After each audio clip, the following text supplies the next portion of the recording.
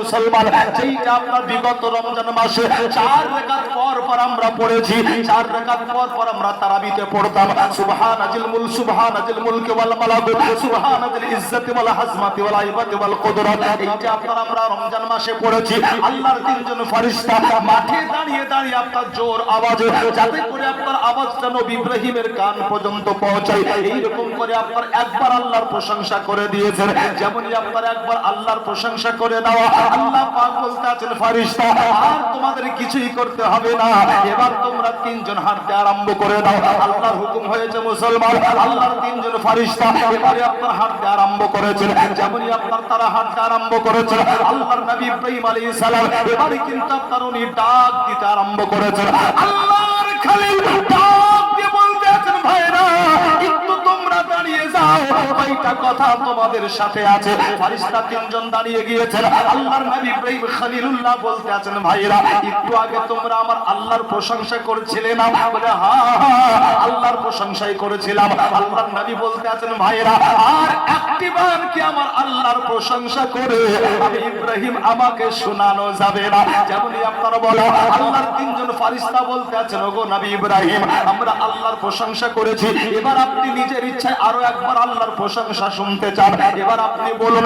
যদি আরো একবার আল্লাহর প্রশংসা করে আপনাকে শুনিয়ে দিই তাহলে বিনিময়ে কি পাওয়া যাবে বলুন না? আল্লাহুস সামাদ যেমনই আপনার প্রশ্ন করা, আল্লাহর নবী ইব্রাহিম আলাইহিস সালাম বলতে আছেন বলে শোনো, যদি তোমরা আমার আল্লাহর প্রশংসা আর একবার করে শোনো, ওই দেখো একবার মাঠের দিকে তাকিয়ে দেখো, ওই মাঠে যতগুলো উট চড়তে আছে ওই উটগুলো সবকটি আমার।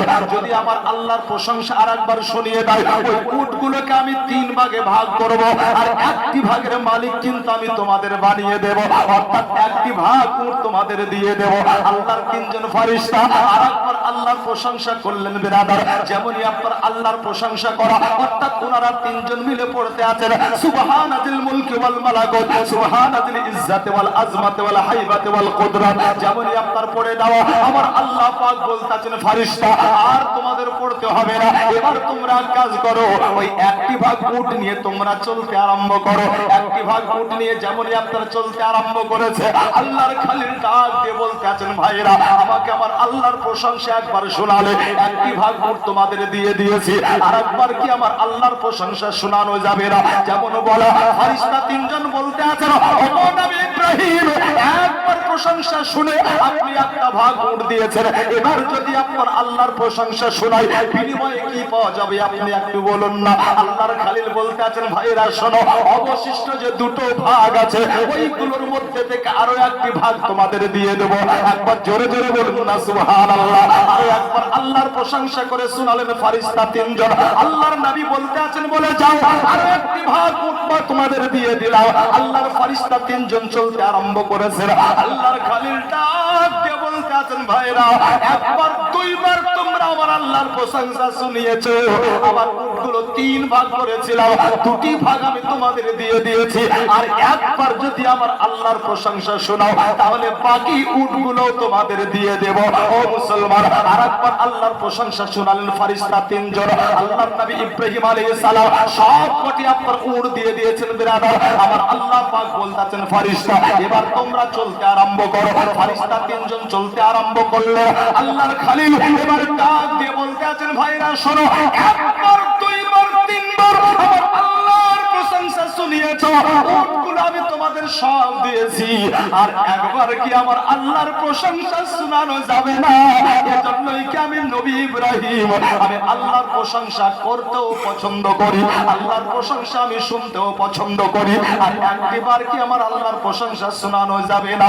ফেরেশতা তিনজন প্রশ্ন করলেও গো নবী ইব্রাহিম এবার যদি আল্লাহর প্রশংসা করে শোনায় তাহলে আপনি কি দিবেন, বিনিময়ে কি পাওয়া যাবে একটু বলুন না? আল্লাহর নবী ইব্রাহিম বলতে আছেন বলে শোনো, আমার উটগুলো তো সব দিয়ে দিয়েছি, এবার যদি আমার আল্লাহর প্রশংসা করে আমাকে শোনাও আমার বাড়িতে যত ধন দৌলত আছে ওগুলো আমি তোমাদের সব দিয়ে দেব।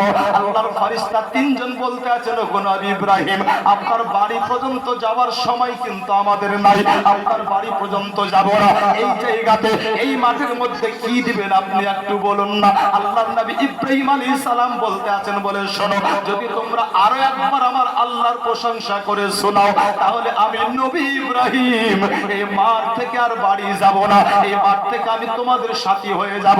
বলে আপনি আমাদের সাথী হলে আমাদের লাভটা কি? আল্লাহর নবী ইব্রাহিম বলতে আছেন, বলে শোনো, এই যে উটগুলো আমি তোমাদের দিলাম, এই উটগুলো দেখাশোনার জন্য একটা লোকের প্রয়োজন আছে।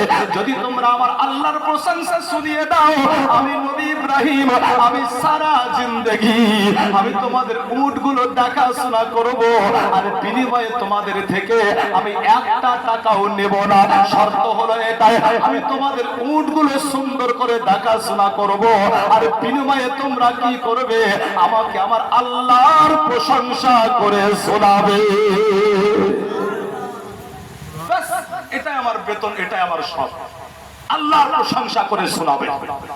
যেমনই আপনার বলা, আল্লাহ পাক বলতেন, ফেরেশতা এবার তোমরা বলো আমার নবী ইব্রাহিম সবচেয়ে বেশি কাকে ভালোবাসে?